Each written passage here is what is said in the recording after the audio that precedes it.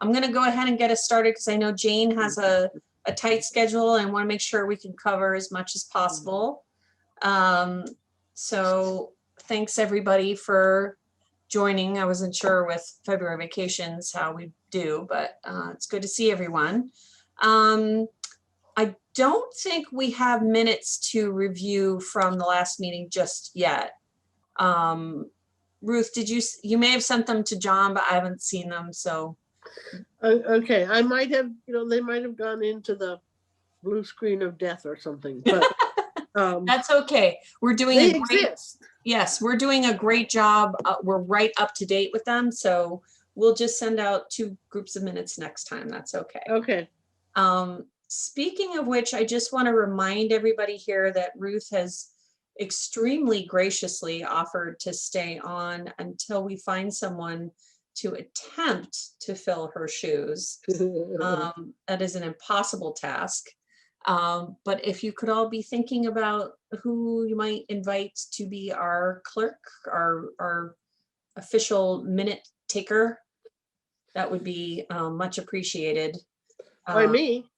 By Ruth especially, yes. Okay, so let's dive right in. Beth, you want to give us any updates from the town? I think we talked about this 2 weeks ago, but there is a Mass Office of Travel and Tourism very large grant that we have submitted. It was due last week. It is a partnership between Lexington and Concord that will provide us with a really blockbuster advertising campaign that will run a very succinct time frame from April through August, be a cooperative program between us and Lexington to really help bring traffic back to the area. We will hear about that by the end of March. And we got some really great letters of support from the business partnership, the Lexington Retailers Association, both town managers. We applied for $55,000, and it'd be great if we can get it. It's a really good way for the towns to work together in a way they haven't before, and also a really way to launch sort of a tourism recovery. Let's see. Chocolate tour sold out last weekend, and there's 2 slots left this weekend. It's been a really fun promotion. We added cheese shop this weekend and next weekend, and it's been a lot of fun. And we are now partnering with the Colonial Inn on some new tours, and we are working on a women's history tour for March. So very alive and well for tourism, even though it's slow going. There are people out there. We have a family tour every day this week at 11. It ran yesterday. It's already pre-booked for Friday. So there's a general interest in local tourism, which is really nice to hear. And I sat on a panel for Group Tour Magazine, which was a 30 group tour operators from around the country and people that represent other marketing organizations around the country, and really solid positive feedback for 2022, with a hope that sort of the group industry will slowly rebound. There are some that are really doing great examples of, relatively safe busing, COVID protocols, plexi between seats. So there are some charters that are interested to run. The thought is, your primary bus traveler is on the first couple of tiers for vaccinations. So the 65 and up are the most likely able-bodied, disposable income, disposable time. So the bus industry is hopeful that some of that traffic will start to return this fall and certainly for the spring. So positive news, hopefully positive outlook on tourism coming back. Town helped sponsor the little Valentine's promotion for our over 300 people that pulled wedding licenses or got married in Concord, which is like 14-fold whatever the normal number is. Kari, our town clerk, ran me a whole bunch of numbers, and we averaged like 40 to 50, and it was well over 200. And Kari was out in the front lawn issuing licenses and doing all that. So it was really kind of a great little story. So hopefully we'll get a little traction on that. And then we're pushing out the Takeout Tuesday for Concord Together. So that's been fun to see people really responding well to a lot of those things. We actually, our friend Matt Boger, if anybody watches our Facebook responded to the little Valentine's promotion with very sweet, sweet little notes about living in Concord, marrying your sweetheart, something. It was super cute. So that's it. Then looking forward to spring. I had my first staff meeting for April. We'll probably open the third week of April to the public. And it's coming faster than you even think. So our first public day will probably be the 19th, which is the Monday of Patriots Day, and we'll have a soft opening the weekend before that, and we'll be off and running. That's all I think I have for the town. Marcia, do you have anything? Yeah. I took the request from the advisor, the Economic Vitality Committee to the Planning Board regarding waiving or expressly allowing seasonal outdoor dining by right and without additional parking requirements. The planning board pushed back a little bit. They would like to hear directly from the Economic Vitality Committee. They would like a letter of expressing support. And they had some questions that I wasn't ready to answer, but we'll be doing some research on what is the impact of this. Could someone have 10 seats indoors and put 30 seats outdoors, and those kinds of questions that I didn't have the information for. So we've got to do some analysis of what is available for outdoor seating and what might be the impact. They did not waive the requirement for staff. So if you have, you can't hire additional staff to serve your additional outdoor seating necessarily without going through that additional permitting process or seeking a waiver of the parking requirement, but they are willing to look at the outdoor seating and bring that to town meeting this year. But I said that either an email or a letter will be coming from the Economic Vitality Committee, and their next meeting, the planning board's next meeting is next Tuesday, February 23rd.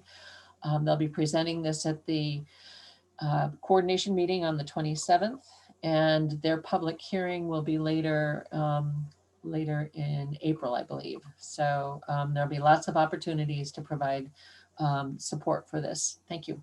Wonderful. Thank you so much, Marcia, for doing that. And I'll make sure that a joint letter gets out to you from John and myself representing the committee. And then if you could just let me know any additional details about what the questions were, we could try to address that as well. Mark, you had a question or comment? No, it's just a follow-up to what you just mentioned. That is, Marcia, is there, number one, can we have sort of a list of sort of recommendations that we want to make as far as what they're looking for? And number two, can you weigh in and sort of give us your perspective on, sort of low-hanging fruit, some things that may be difficult as a way to sort of, package this together? Well, their question was, what are the unintended consequences? And so it's understanding, you have a lot of retailers who complain vehemently about the number of parking spaces that are not being utilized or that aren't available for either their staff or their patrons. And so during the day, we need to do a little bit of an analysis of how many restaurants are open, what would that outdoor seating look like, how many spaces would they otherwise be taking up. So those are that's the kind of information that the planning board would find useful. So I guess, is this, are we looking to preserve what's in place today? Or are we looking to set parameters for what may be available in the future? So as I drive around town, I mean, there's outdoor seating at 80 Thoreau. There's outdoor seating at Karma. Where? Karma. Right, Karma. Mm-hmm.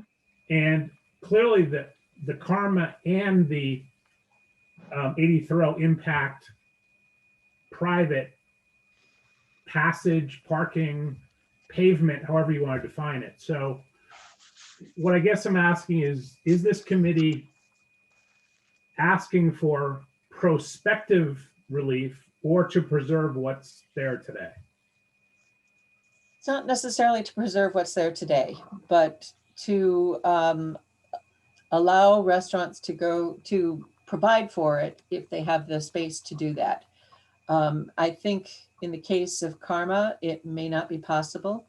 With 80 Thoreau, maybe, because it depends on how those spaces are allocated, whether they are for, if they're parking spaces that have been used as parking in the past for the other businesses that are in the building, they're going to need to continue to be available. So it's not preserving what exists where we've taken over parking spaces, but to allow restaurants to consider having outdoor seating if they have space available and if they can work that out with their landlord or property owner. Yeah, I think, I mean, the town really doesn't need to weigh in on discussions between private property owners, right, over whether or not they can use spaces in a private parking lot. It's more looking at the impact on the ripple effect on public parking for the shared community. Is that right, Marcia? Well, not entirely.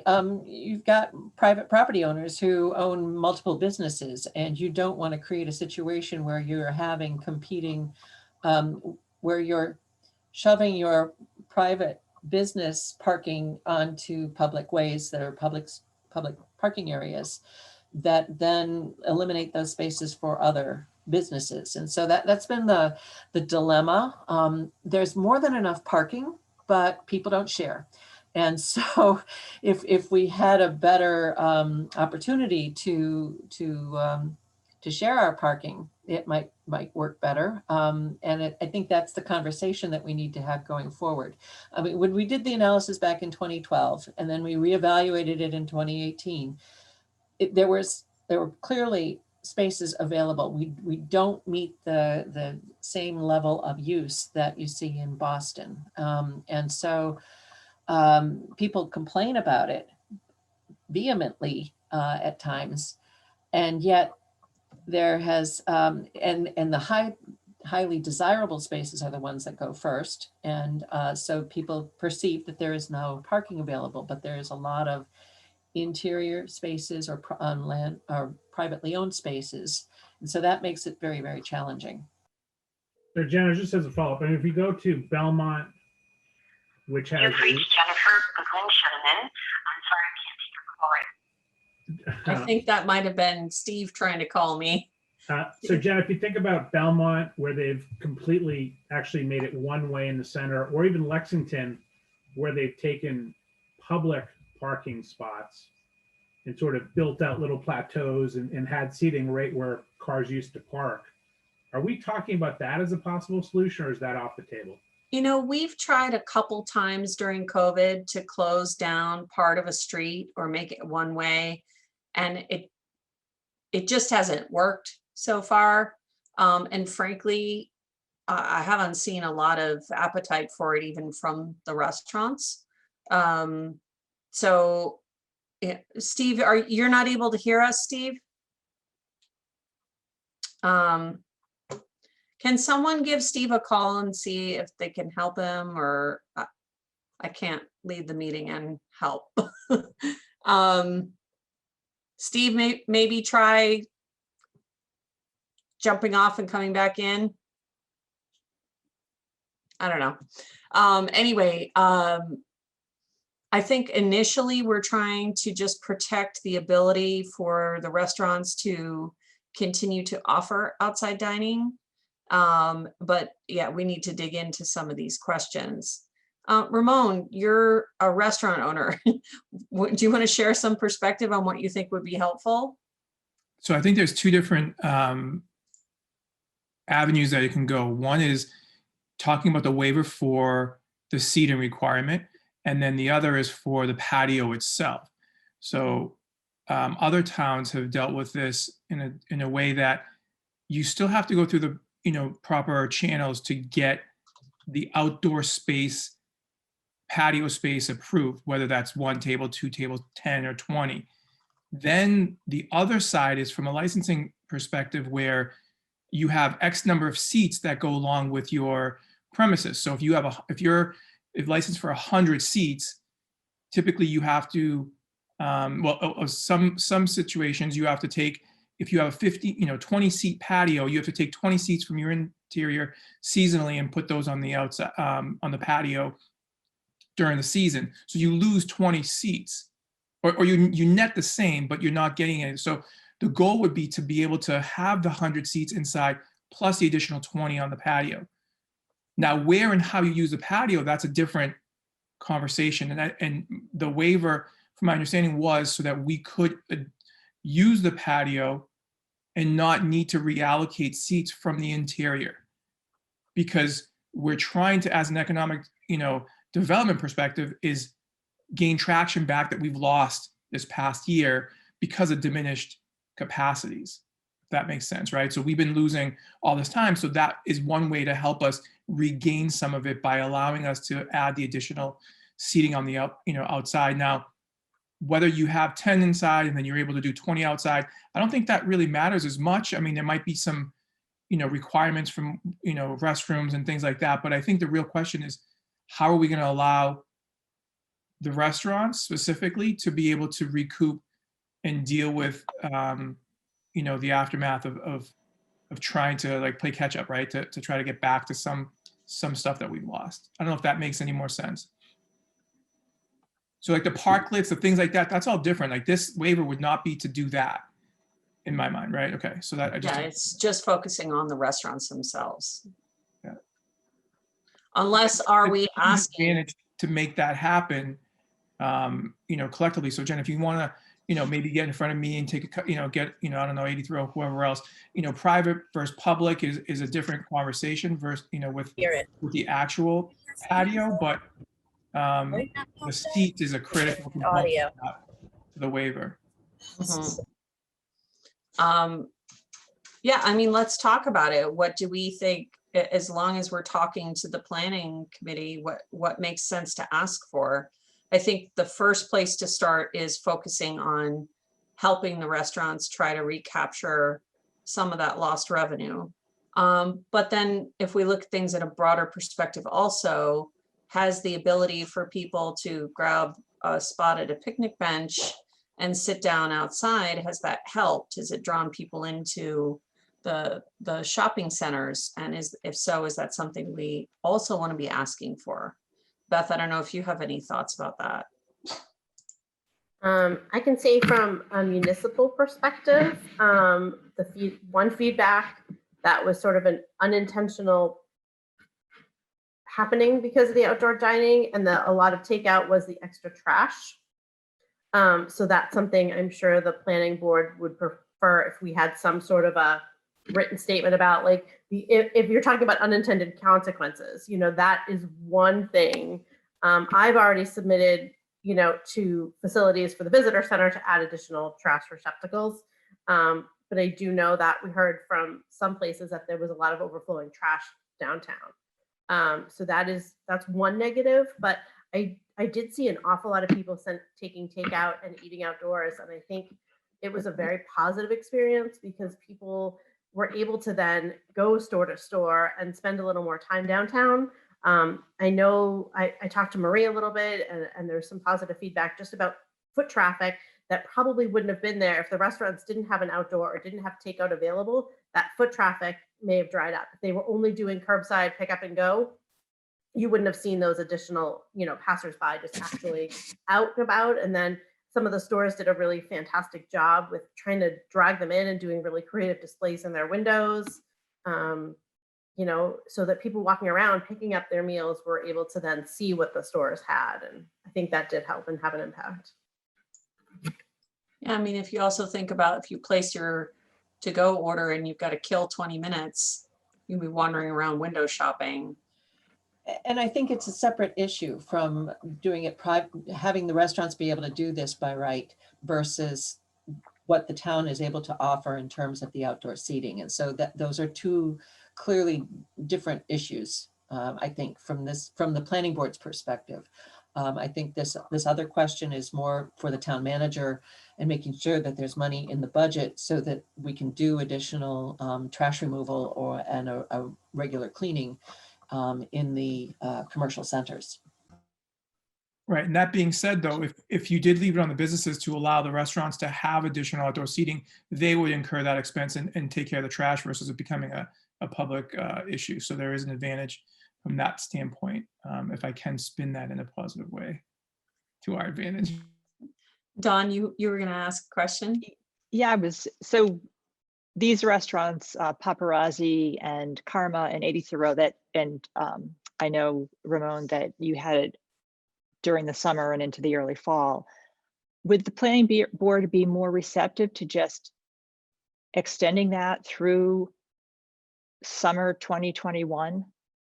I mean, just keep what's in place Well, allowable for the next season? we already pretty much have that because. So we're looking beyond this Yeah, summer is what we're trying to do. Okay. Yeah, what we're doing is we're just seeing that it's had a really positive impact on the downtown in general. I mean, and people, I think, really enjoy being able to eat outside.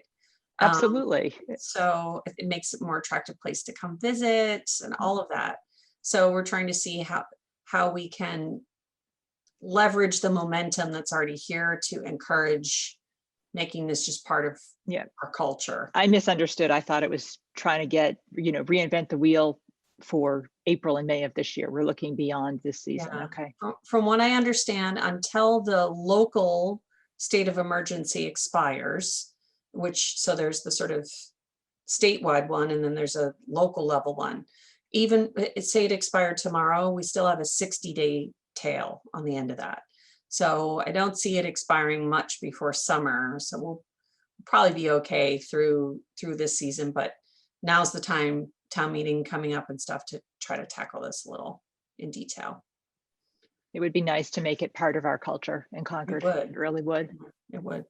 So Marcia, in addition to a letter from this committee, is it too preliminary to be seeking letters of support from, like Concord Together or the business partnership or the chamber? I don't think it's too soon. It would give the planning board firmer ground in order to make that presentation and argument to town meeting. But again, I'm cautionary because I know that there is a tension with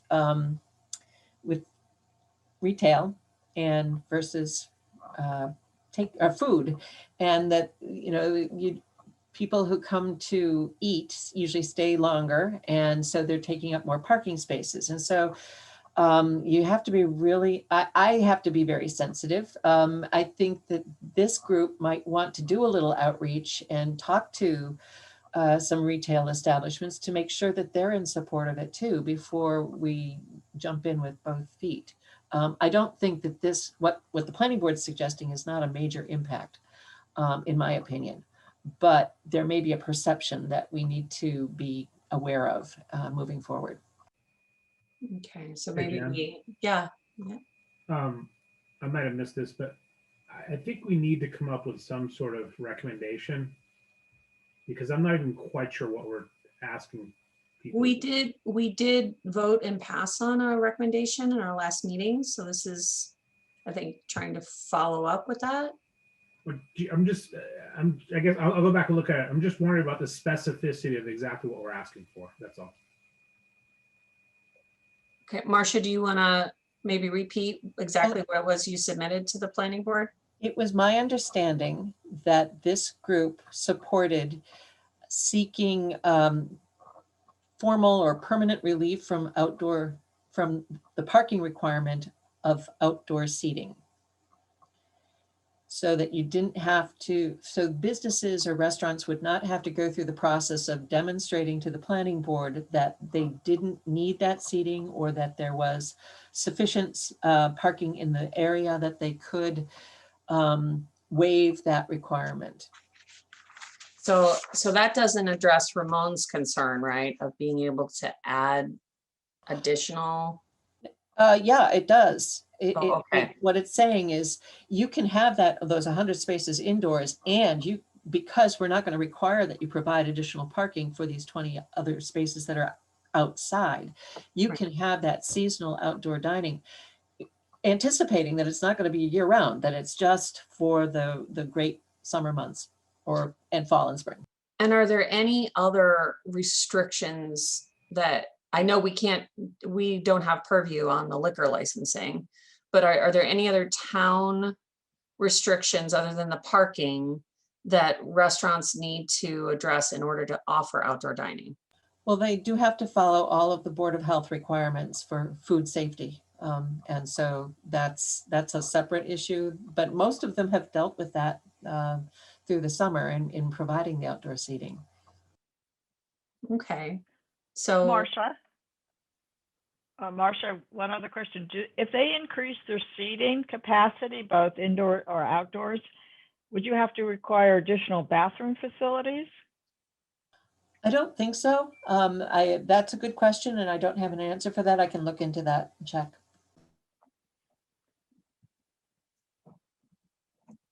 Yeah, and that might also, the factor of limitation there might be more from the alcohol license, right?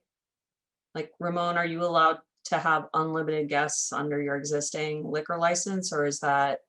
The capacity is not by the liquor license, it's by the city, it's by the towns, it's by the, so typically like we do that by, in other communities, it's a certain number of people per space, right? So like in Newton, it's 3 to 1, so you can have 3 people for every 1 parking space that you have. And then there's the bathroom requirements, which is a number of people. It goes by the stall, like the actual, not the number of bathrooms, but there is another formula from an architectural standpoint. And I don't know, I don't think that's definitely not from the ABCC, but that is definitely a state ordinance. And I don't know the requirement that, how many people per, but there is typically, yes, that type of a requirement. So it definitely is something to think about, but the goal would not, you can't add another bathroom. So there really is no option there if that's the case. The goal is to be able to accommodate additional, and that could be, some other requirements. But once you start going through that, then there's really no advantage of having the waiver because most people wouldn't be able to accommodate that unless they were a place that only had, I think under 20 seats, you don't have to have a public bathroom. So if you were under 20 seats and this puts you over it, there could be that requirement there or that type of level. So saying if you already have the dining facilities for it, then this would waiver would apply to anything above that. I don't know if that was helpful though. And then ultimately, somebody seeking to put, say, 200 spots outside is going to have either private property to be able to offer that. It's going to be the rare exception. So. And I still think that you could have that be a separate part of the process or in conjunction with, so that could be that the outdoor seating number or the area or anything has to still meet the requirements that are necessary to have outdoor seating. And then it's the waiver is really seeking for us not to have to go through another process to be able to increase your capacity, basically.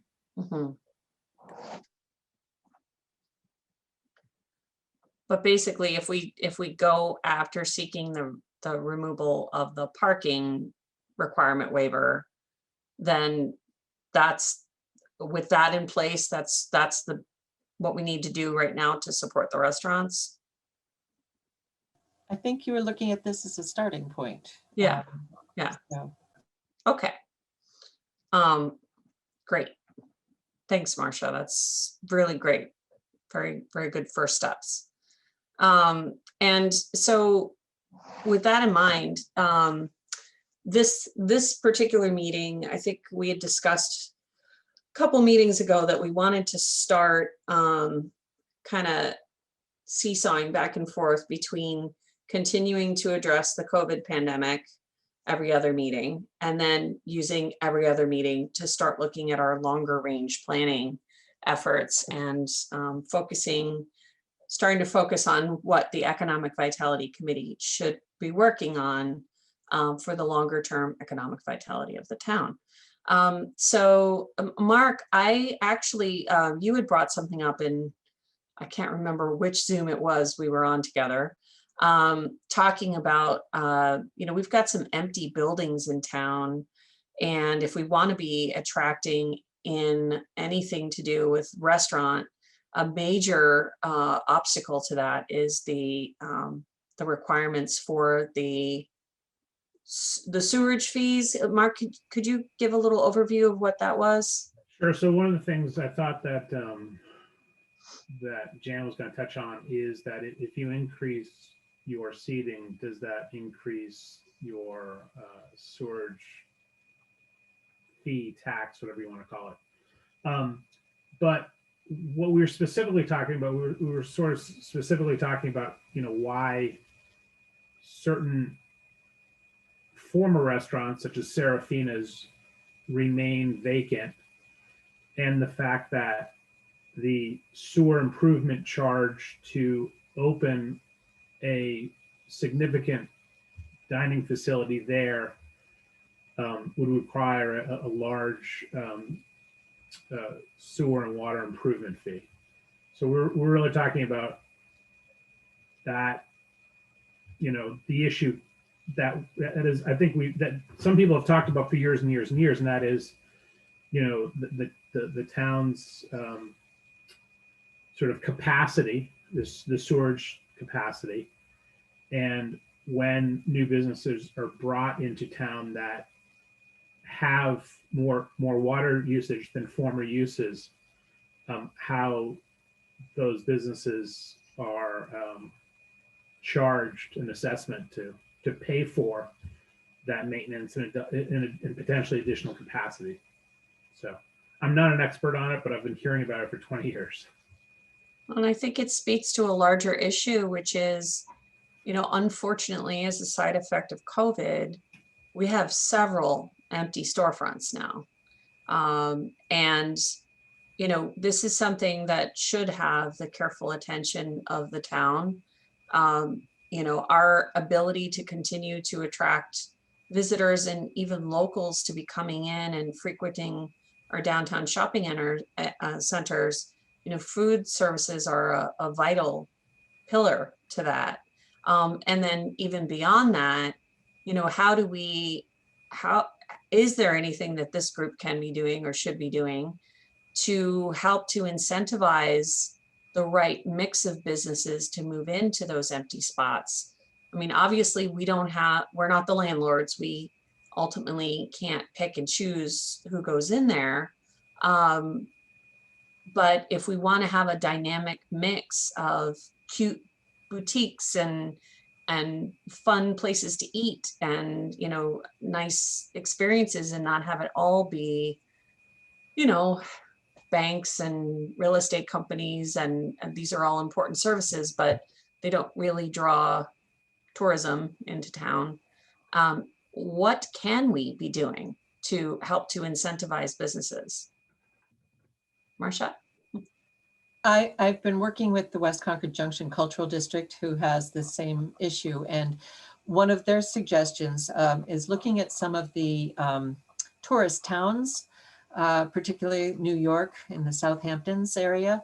One of the towns there requires that if a store is vacant, that they make it available for an artist to have a mini showing of their artwork. And so it enlivens the space. It creates that visual view for pedestrians and creates a little bit of excitement about what's going on. And it also helps the artists because then they are able to sell their work. So that is one of the things that the West Concord Junction Cultural District is looking at and seeing if there is any interest with some of the property owners over there. Their spaces are turning over fairly quickly. So it's kind of interesting to try to make this happen there when it's Concord Center that has more of the empty stores right now. So that's one idea that is being explored. Well, it's an interesting idea, and it's something that came up with Concord Together before the holidays. We talked about, is there a way that we could put up like a historic mural, or to use some of the shop empty storefronts as sort of like a gift wrapping center, or even just holiday decorations. I don't know that we ever dug in hard on it, because we kind of got the impression that the particular landlords were either out of town, and so maybe not people that live locally, or possibly not real easy to interact with, was maybe a soft way of putting it. Yeah, I think you're right. I think someone had actually gone to the landlord and sort of broached that subject with the Concord Center. But I think if it's one of the goals of this committee to come up with an incentive program or an empty storefront program, there are some models out there that seem to do really well. There are sort of organizations of town economic development, retail association, all those things that really work together to make sure that those empty storefronts serve a purpose, hopefully short-lived. And I think Jerry had talked about it from the umbrella about using it as a place for that art to go. Our winter market goes to town, had looked at it for that reason, just to make it lively. And now with Lynn Evans out, there's another one on the other side of the street. So I think it is part of this group's task to come up with a way to fill those storefronts with the type of mix that you talk about that we really want, that will make it a vibrant downtown. Does anybody know, I mean, I know the landlord at Lynn Evans, but does anyone know the landlords, the other empty storefronts? And would it be appropriate or worthwhile to invite them to attend a future meeting and sort of brainstorm together of what would be of interest or useful for them as landlords to collaborate? Or is this pie in the sky thinking? Why not? Marie will give you the contact information for the Colonial Stores in Winston block, or Marsha might have it. No, all right, Marie has it. So Jen, I mean, a substantial number of the members of the business partnership are landlords. Mm-hmm. So that would be a logical first conversation. And then I guess going back to, if you look at, Serafina's space, it has to be 4,000 or 5,000, let's call it 3,000 to 4,000 square feet. And if the issue is the town wants to collect a water and sewer improvement fee, then we should talk about that, because putting artists or other uses in that spot may not work for a whole host of reasons, including the size of the space, the owner of the plaza, and the fact that the goal would be one goal would be to have sort of a pubby, fun, family type of, restaurant where literally it would be burgers and beers, if you will, as opposed to maybe some of our other upscale servings. And what Marsha mentioned would be great, I think, in West Concord and certain other areas. But if we pick this problem or potential opportunity as an example, it really wouldn't work there, in my sort of humble opinion. You mean in Concord Center?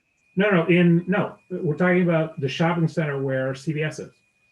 Oh, I think we were talking about downtown, all these empty storefronts on, in Concord Center itself.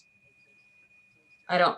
Right. I mean, but the question you asked me to begin this segment was the water improvement sewer tax and how that is prohibiting businesses or massively disincentivizing businesses from coming into Concord, particularly restaurants with a lot of seating. And before we go too far down that path, I think it would be really important to reach out to the Public Works Commission and the Public Works Director to find out the rationale for the sewer improvement fee.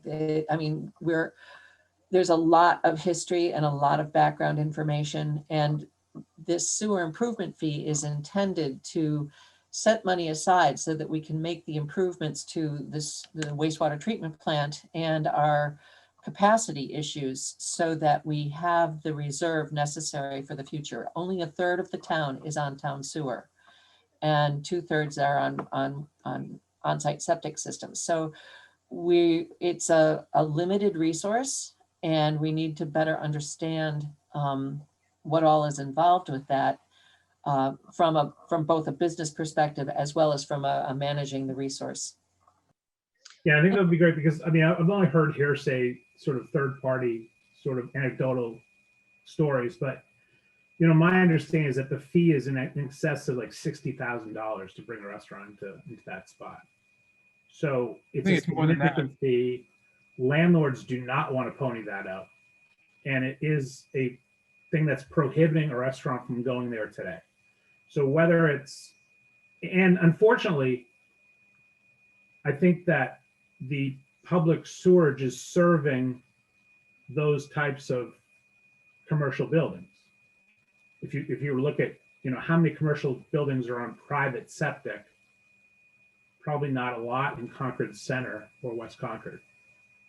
So I hear you on the rationale and the history, but the reality is that that spot has been dark for, I don't know, 5 or 6 years. Closer to 7. There's literally a large, call it a 5, almost 6-figure charge for a restaurant to go in there with sufficient seating, quote unquote. Yeah. So maybe we can run the numbers so that people can really get a handle on this, but it's real economics, it's real money. And, you know, if we're trying to solve a problem. And even if we discover that at least to some degree that is necessary, maybe there's a way to spread that out over an amortized period of time so that because, you know, restaurants are a high risk model. Most of them don't make it long term. And so to then be asked to put, you know, 6 figures up front for a town surcharge, and then maybe you don't make it 3 years in, you know, that's a sunk cost. So I think it would be interesting to tackle this question in an even bigger picture, which is what are the major obstacles to any new business coming into Concord? And, you know, maybe we look at from a retail perspective, from a restaurant perspective, from a service industry perspective, and then look at what those barriers are. Are any of them flexible? Are there incentives that the town can offer to help mitigate some of those things? And then how does all of that factor into creating a vibrant assortment of businesses that ensure our downtown stays alive? That's a big project, but it's kind of why we're here, isn't it? I think that's a really meaty thing. You know, we talked a year ago when we got started about what are the things we wanted to tackle, and you know, we sort of all had to come together out of necessity for this last year. But now maybe it's a time to say, okay, there's a subgroup of us that are really going to be focused on what are the obstacles, how do we keep the downtown centers vibrant, you know, all of those things you just ticked off, and then have those committees meet with the CPW and get those facts and figures that would be really helpful. And it if nothing else, it leads to an educational campaign for us as committee members, for the rest of the, you know, anybody that's interacting with these businesses. So at least when a business says, oh, it's too expensive, I can't get into Concord, we have the knowledge then to say, this is why, this is for the future of Concord, and we're trying to, you know, make it so that there's water for everybody. You know, I think it's a lot of it is education.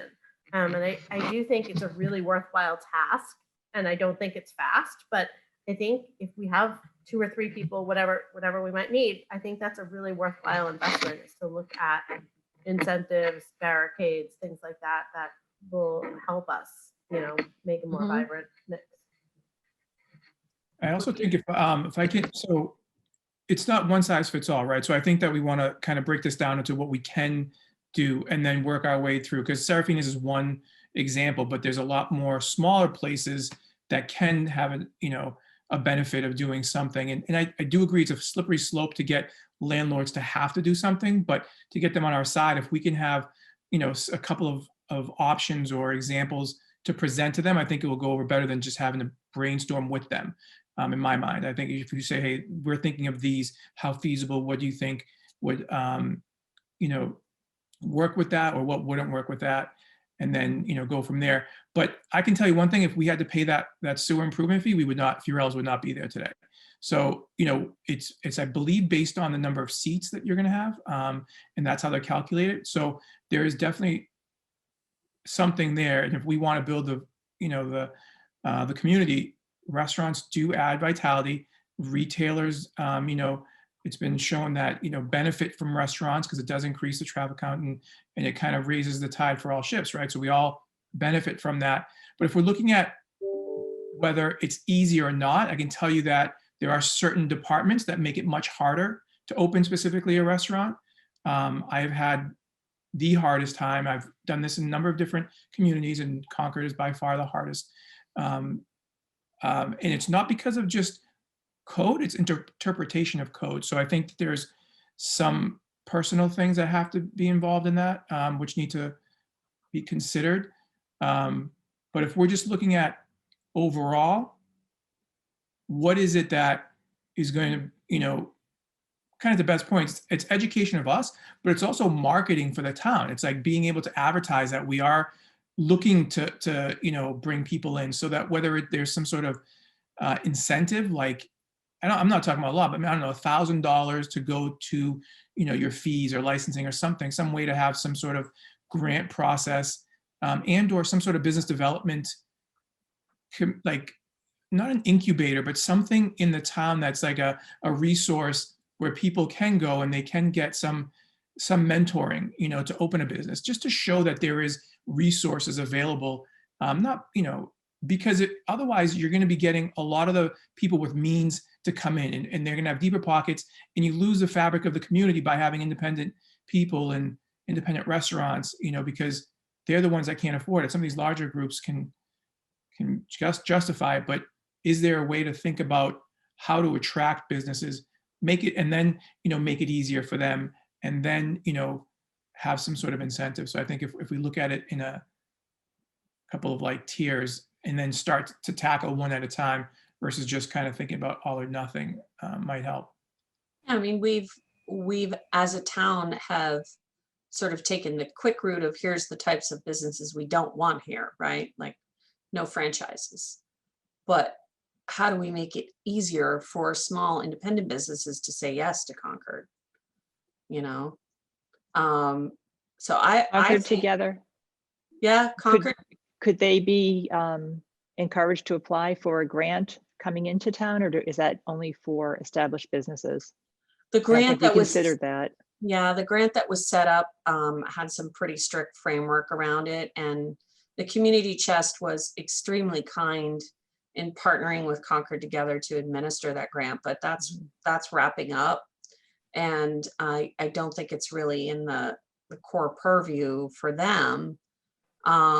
But I mean, Beth, do you think that's something that town would see as appropriate if we were to identify some of these obstacles? And then I don't know yet if that would be the recommendation, but say we said to further encourage small businesses to come in, we come up with 3 or 4 incentives that the town could either underwrite or and they, like Ramon said, it doesn't have to be huge. Sometimes it's just, we'll give every new business a baseline marketing package that is, these 5 things, and, we'll give you a credit towards your Q1 taxes, or I don't know.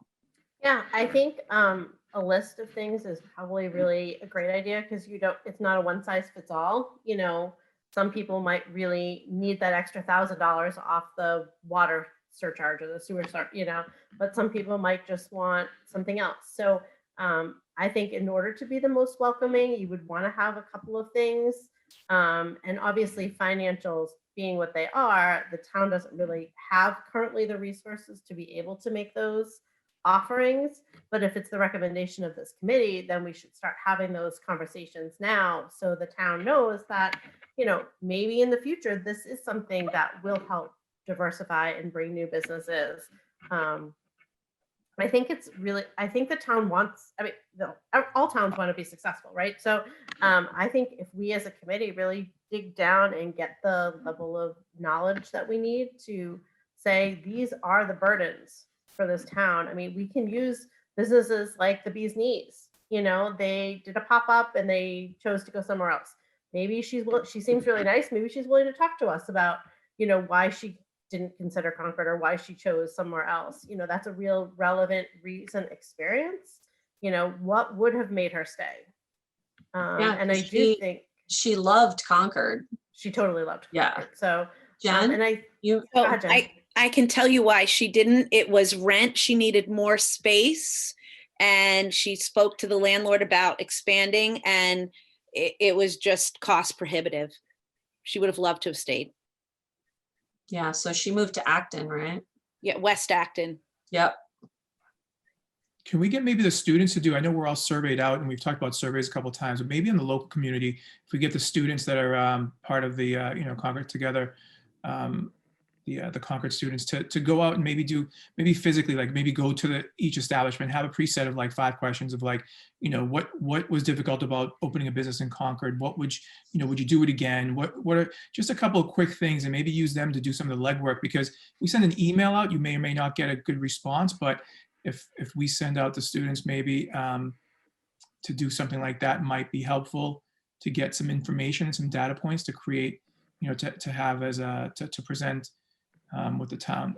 And I know restaurants will have a lot to say, but they're just not going to fill out a survey. I think you're right. I think that's a great idea. I mean, maybe we're going to need you to come up with what are the 2 questions you would want to ask of every restaurant. The students seem really eager to help in lots of different ways, both for now and to sort of solidify our future success. So I think they would. And I also think most business owners are going to recognize that a student coming to them that's a genuine, like, it's a learning experience. It's a way for them to be heard where maybe they feel like they're not heard. If these students are, they're very articulate, the ones I've talked to so far, in what they want to accomplish and how they can help. So I think it's a great idea. Yeah. Well, one thing I would ask this group to maybe think about before our very next meeting will be back to COVID response team activate. And then 2 meetings from now, we'll circle back to this longer term vision. If you could think about, we really need maybe 2 to 3 volunteers who could be on this subcommittee. I know it's asking for more work, but if it's going to get done long term, someone's got to take the lead to helping to identify what some of these barriers are. I love the idea of having the students maybe do that first pass intake, and then from there, this committee could dig into, well, why are those obstacles there? Which department or committee holds the keys to resolving, or at least enlightening us on those issues? So if everyone could just think about if they have a little time to help with that. We're talking a longer term initiative. But then meanwhile, the next time I talk to the students, or Beth, you talk to the students, I think if we did simply, I would ask 3 questions, well, 4. What industry are you in? What was difficult about or challenging about opening a business in Concord? Would you do it again? And what 3 things could the town do to make it easier for someone in your industry to open a business? And then maybe that gives us the framework that this committee needs to dig into those obstacles.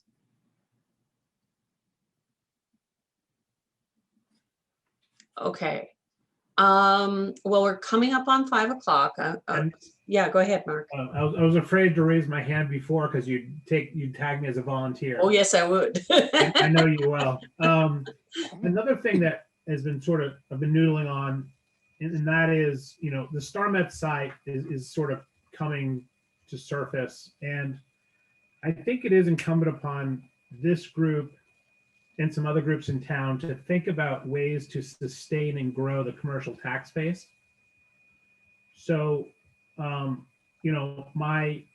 looking at the crystal ball, rents are not going up, they're going down.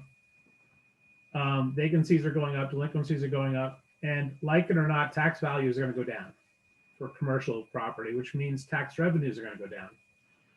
So, but I think it will come back, but I also think that StarMet, the height of buildings, zoning, you know, there is some fertile territory to talk about and to at least think about if we want to start making recommendations very long term as to what can be done to sustain and build a commercial tax base. And Starmet's one example where I'm not sure that's a great example of, for environmental and other reasons, as to sort of a private-public partnership or making it more, you know, tax revenue positive. But I think it should be on our radar if we're trying to brainstorm about what this committee is, you know, its mission's all about. So I'm just trying to throw things against the wall as far as future things to focus on. I think it's a great idea, Mark. I think we're identifying sort of two tiers so far. One is, how do we stabilize our existing commercial businesses, especially in a hopefully post-COVID world?